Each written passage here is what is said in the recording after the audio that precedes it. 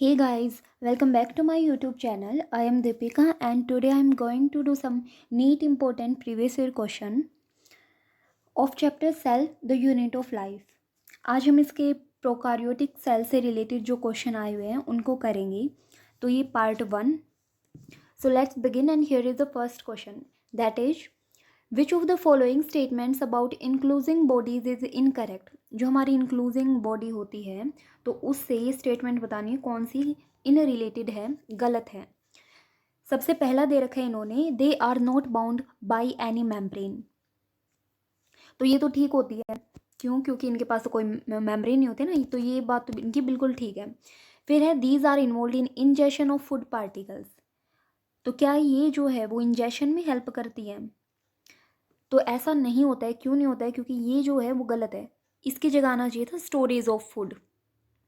तो ये स्टोरेज में हेल्प करती है.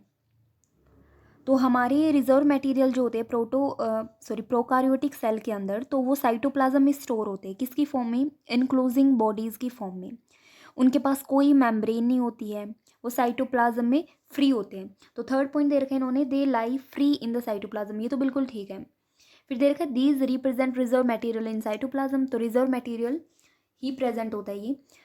सो जो रॉन्ग ऑप्शन है वो है बी. ये इनकरेक्ट है इससे रिलेटेड. ये स्टोरेज में काम करेगा, ना कि इंजेक्शन ऑफ फूड पार्टिकल्स. ठीक है, ये नीट 2020 में पूछा गया क्वेश्चन है.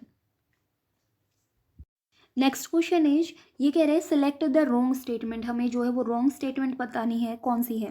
Bacterial cell wall is made up of peptidoglycan. जो बैक्टीरिया की सेल वॉल है वो पेप्टिडोग्लाइकन की बनी होती है. तो ये तो बिल्कुल करेक्ट है. फिर दे रखा है pili and fimbriae are mainly involve in motility of bacterial cell. तो यहाँ इन्होंने गड़बड़ कर दी. क्या चीज़? कि जो पिलाई और फिम्ब्रे होती है वो हमारी मोटिलिटी में हेल्प करती है. तो ऐसा नहीं होता है. क्यों? क्योंकि जो पिलाई है तो वो क्या काम करती है? तो वो कॉन्जुगेशन ट्यूब बनाती है और वो कॉन्जुगेशन में हेल्प करती है. ठीक है. फिम्ब्रे जो होते हैं वो भी अपने स्मॉल ब्रिस्टल लाइक फाइबर होते हैं जो अपनी सेल की सरफेस पे लार्ज नंबर में प्रेजेंट होते हैं. ये एक सेल में 300 से 400 भी हो सकते हैं. इनका काम क्या होता है? तो ये बैक्टीरिया को किसी सॉलिड सरफेस से अटैचिंग का काम करते हैं. तो ये अटैचिंग का काम करेंगे और ये कॉन्जुगेशन ट्यूब बनाएंगे. तो मोटिलिटी का जिक्र यहाँ नहीं है. मोटिलिटी जो करता है वो फ्लैजिला होता है, ना कि पिलाई और फिम्ब्रे. तो ये चीज़ याद रखनी है. इसलिए हमारा जो रॉन्ग स्टेटमेंट है वो हमारा बी होगा. फिर देखा साइनोबैक्टीरिया लैक फ्लैजिलेटेड सेल. तो ये तो बिल्कुल ठीक बात है. जो साइनोबैक्टीरिया जो होती है उसके पास हमारी फ्लैजिलेटेड सेल नहीं होती है. Mycoplasma is a wall-less micro organism. तो ये भी बात बिल्कुल सही है.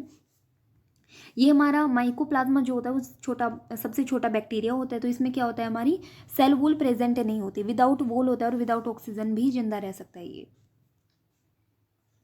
Next question is, which of the following structure is not found in a prokaryotic cell.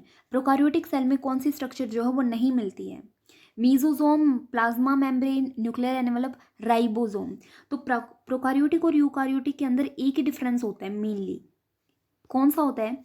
मतलब एक मेन डिफरेंस होता है. कौन सा होता है? प्रो मतलब झूठा और यू मतलब ट्रू. तो यूकार्योटिक में ट्रू न्यूक्लियस प्रेजेंट होता है और प्रोकार्योटिक में ट्रू न्यूक्लियस प्रेजेंट नहीं होता है. So right option is C. Nuclear envelope present नहीं होता. इन्होंने नॉट पूछ रखा है क्या चीज़ प्रेजेंट नहीं होती है. बाकी तीनों चीज़ें जो है वो प्रेजेंट होती हैं. ठीक है, इसलिए यहाँ पे जो है वो जो इसका जेनेटिक मटेरियल है वो नेक्ड होता है, विदाउट न्यूक्लियर एनवेलप होता है. तो उसको हम बोलते हैं nucleoid. Nucleoid.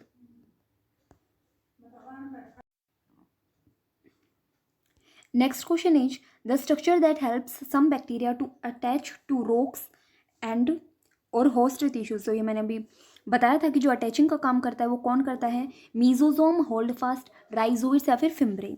So right option of 13 question is D. Fimbriae help करता है हमारा किसमें? अटैचिंग. ठीक है, किसी भी सॉलिड सरफेस से या रॉक से जो बैक्टीरिया अटैच होते हैं वो फिम्ब्रे के थ्रू होते हैं.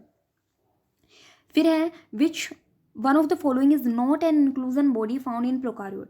प्रोकार्योट में हमें पता होता है क्या चीज़ होती है प्रोकार्योटिक के अंदर. तो उसमें हमारी जो अपना रिजर्व फूड मटेरियल है वो किसकी फॉर्म में स्टोर होता है? इंक्लूजन बॉडी की फॉर्म में स्टोर होता है. तो वो ग्लाइकोजन ग्रैनुअल भी होते हैं, वो फोस्फेट ग्रैनुअल भी होते हैं, वो साइनोफिशियन ग्रैनुअल भी होते हैं. बात करते हैं पॉलीजोम की, तो वो एक इंक्लूजन बॉडी नहीं होता है. So right answer is B. तो पॉलीजोम इंक्लूजन बॉडी नहीं है तो क्या होता है? तो पॉलीजोम जो है वो राइबोसोम का एग्रीग्रेशन होता है, मतलब बहुत सारे राइबोसोम जब एक लेयर में जुड़ते हैं तो उसको हम बोलते हैं पॉलीसोम। ठीक है। Next question is which structure perform the function of mitochondria in bacteria.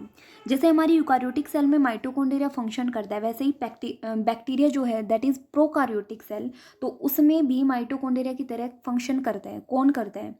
Nucleoid, ribosome, cell wall या फिर mesosome. So right answer is D, mesosome उसमें हेल्प करता है।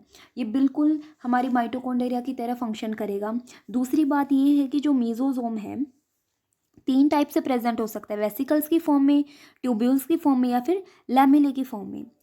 और इसके अंदर जो रेस्पिरेटरी एंजाइम भी होते हैं, तो मतलब ये रेस्पिरेशन में भी हेल्प करेगा। एंजाइमेटिक कंटेंट होता है, और दूसरी बात कि प्लाज्मा मेम्ब्रेन का सरफेस एरिया भी बढ़ाता है। ठीक है, तो इसके कुछ पॉइंट याद रख लेना मीजोसोम से रिलेटेड।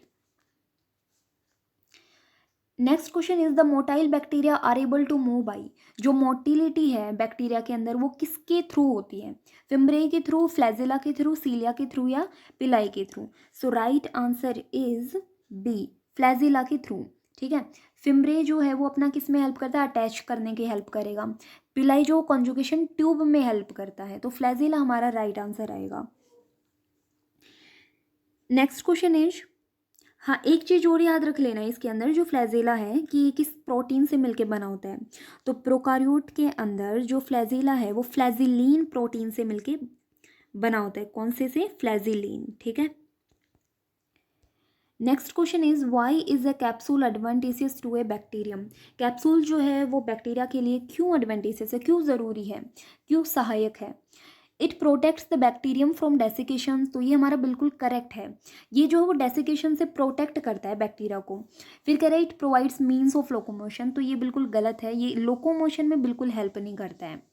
ठीक है। It allows bacteria to hide from host immune system, तो ये भी करेक्ट कह सकते हैं हम। तो यहाँ पे जो है ना अपना करेक्ट ये भी होगा और ये भी होगा। फिर दे रखा है it allows the bacterium to attach to the surface, तो कई बार ये भी हमारा करेक्ट है। So right option is, mainly तो ए होता है बट इसमें सी भी करेक्ट है, डी भी करेक्ट है, तो ए सी डी अपने तीनों ऑप्शन जो है वो करेक्ट होते हैं। ठीक है। Next question is the term glycocalyx is used for. जो ग्लाइकोकैलिक्स टर्म है वो किसके लिए यूज की जाती है? A layer present between cell wall and membrane of bacteria. क्या ये वो लेयर है जो बैक्टीरिया की सेल वॉल और प्लाज्मा मेम्ब्रेन के बीच में प्रेजेंट होती है? या फिर ये सेल वॉल है बैक्टीरिया की, या फिर ये bacterial cell glyco engineered to possess and glycosylated proteins, क्या ये प्रेजेंट होते हैं इसके अंदर? या फिर a layer surrounding the cell wall of bacteria, या फिर ये सेल वॉल के बाहर वाली लेयर है, मतलब सेल वॉल के बाहर एक लेयर प्रेजेंट होती है बैक्टीरिया की सेल वॉल के बाहर, तो क्या ये वो लेयर है? So right answer is D. ठीक है। क्या होता है कि जो हमारे बैक्टीरिया होते हैं उसमें सेल वॉल तो प्रेजेंट होती है, उसके साथ साथ एक एडिशनल लेयर प्रेजेंट होती है उसके बाहर, जिसको बोला जाता है ग्लाइकोकैलिक्स। ठीक है। अच्छा, ये ग्लाइकोकैलिक्स अब करती क्या है? तो ये एक टाइप की स्टिकी या हम कह सकते हैं जिलेटिनियस मटेरियल होता है। ये क्या करता है? ये अपने सेल वॉल के बाहर प्रेजेंट होता है, तो ये सुपोर्टिव होता है नेचर में। दूसरी बात ये है कि ये सेल की जो सरफेस है अटैच होता है, अगर ये फर्मली अटैच है मतलब हार्डली अटैच है, तो इसको बोल देंगे, क्या बोल देंगे? कैप्सूल। ठीक है। अगर ये जो है वो लूजली सीथ की तरह अटैच है, लूजली सीथ, तो अब इसको क्या बोल देंगे? Slime layer. ठीक है। तो 2 टाइप की हम कह सकते हैं हमारी ग्लाइकोकैलिक्स होती है बैक्टीरिया के अंदर।